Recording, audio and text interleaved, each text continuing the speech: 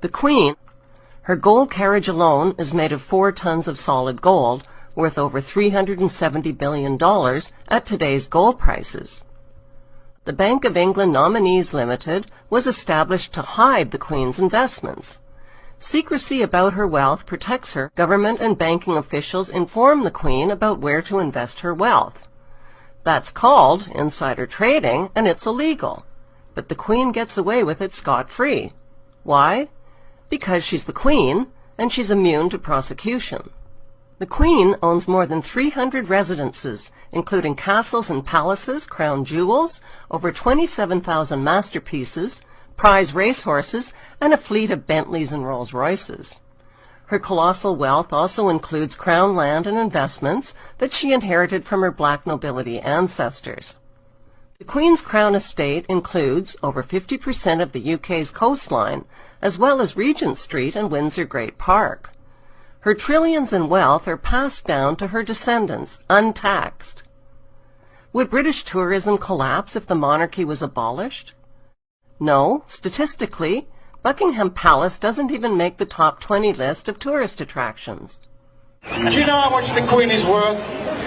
17 trillion pounds. That's $30 trillion. She could end world hunger and poverty tomorrow.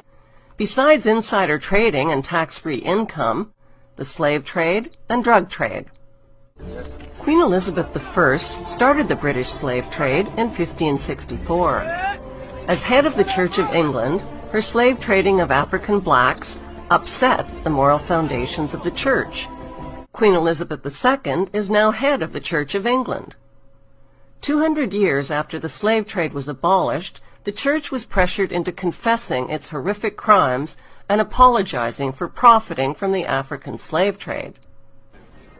At first, the Queen and the Church only admitted to owning slaves and plantations, but the public soon discovered that the Church had given their blessing to something far worse. The Church had approved the beating, mutilation, rape, kidnapping, and murder of tens of millions of Africans by declaring that Africans had no soul. This gave the Church a divine license to profit from their diabolical crimes. Even more lucrative than Queen Elizabeth's slave trade was Queen Victoria's drug trade. Opium was grown and manufactured in the British-owned opium factories of British India.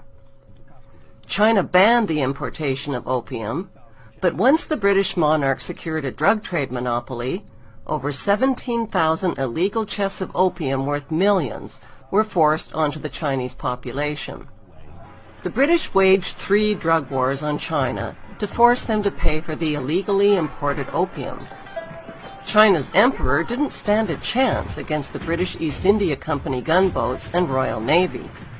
The British destroyed, plundered, looted, and raped their way along the coast of China until there was nothing left to loot or plunder.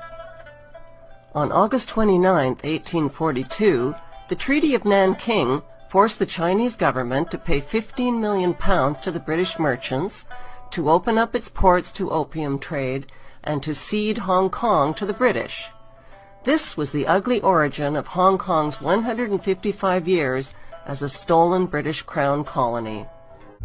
There are people who believe that they have a God-given right to rule over others. They believe that their outward appearance is superior to all others.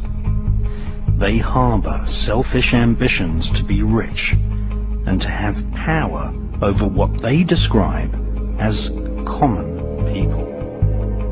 They lie, cheat, steal, strangle, stab and slash their way to power.